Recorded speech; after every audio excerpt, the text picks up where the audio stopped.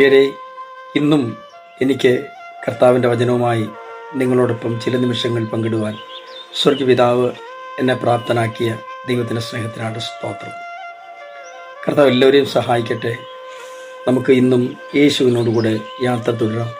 ചില നിമിഷങ്ങളിലെ തുടർധ്യാനത്തിനായി എബ്രായ ലേഖനം 3-ാം അധ്യായം 1-ാം വാക്യം വായിക്കട്ടെ. അതുകൊണ്ട് വിശുദ്ധ സഹോദരന്മാരെ, സ്വർഗീയ വിളിക്ക് ഓഹരിക്കാരായുള്ളവരെ, നാം സ്വീകരിച്ചു പറയുന്ന അപ്പസ്തലനും മഹാപുരോഹിതനുമായ യേശുവിനെ ശ്രദ്ധിച്ച് നോക്കുവിൻ. വളരെ അനുഗ്രഹിക്കപ്പെട്ടതും നമുക്കൊക്കെ സുപരിചിതവുമായ ഒരു തിരുവചന ഭാഗമാണല്ലോ ഞാൻ വായിച്ചത്.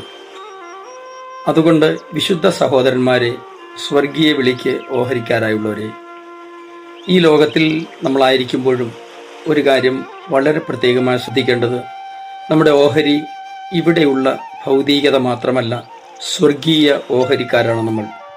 ആ ഒരു ഓർമ്മ നമ്മുടെ അനുദിന ജീവിതത്തിൽ നമ്മെ ഭരിക്കേണ്ടത് ഏറ്റവും അത്യന്താപേക്ഷിതമാണ്. അങ്ങനെയെങ്കിൽ നിശ്ചയമായും ഇവിടെ ലഭിക്കേണ്ട ഓഹരികളും അല്പം പോലും കുറയാതെ നമ്മുടെ കരങ്ങളിൽ എത്തുമെന്നുള്ളതിന് യാതൊരു സംശയവും വേണ്ട.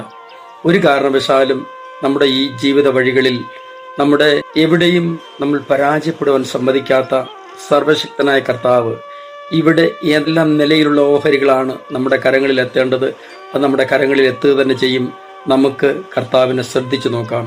അപ്പോസ്തല പ്രവൃത്തി 3-ാം അധ്യായത്തിൽ നമുക്കറിയാമല്ലോ, അപ്പോസ്തലന്മാരായ പത്രോസും യോഹന്നാനും സുന്ദരമെന്ന ദേവാലയ ഗോപുരവാതിക്കൽ ഭിക്ഷയച്ചുകൊണ്ടിരുന്ന മനുഷ്യനോട് പറഞ്ഞു, ഞങ്ങളെ ശ്രദ്ധിച്ചു നോക്കുക.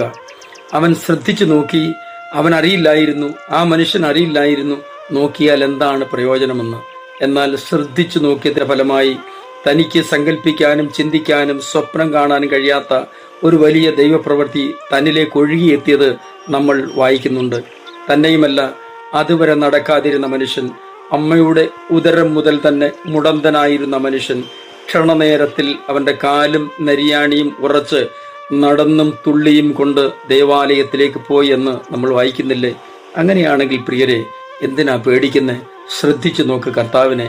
ചില അത്ഭുതങ്ങൾ നിങ്ങളുടെ ജീവിതത്തിൽ വെളിപ്പെടുത്തി ദൈവം നിങ്ങളെ മാനിപ്പാൻ വിശ്വസനാണ്.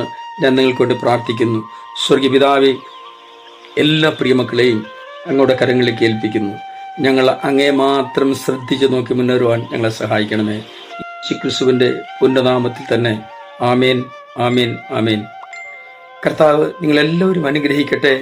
ദൈവം അനുവദിച്ചാൽ അടുത്ത ദിവസം നമുക്ക് വീണ്ടും കർത്താവിൻ്റെ നാമത്തിൽ ഒരുമിച്ച് കൂടാം.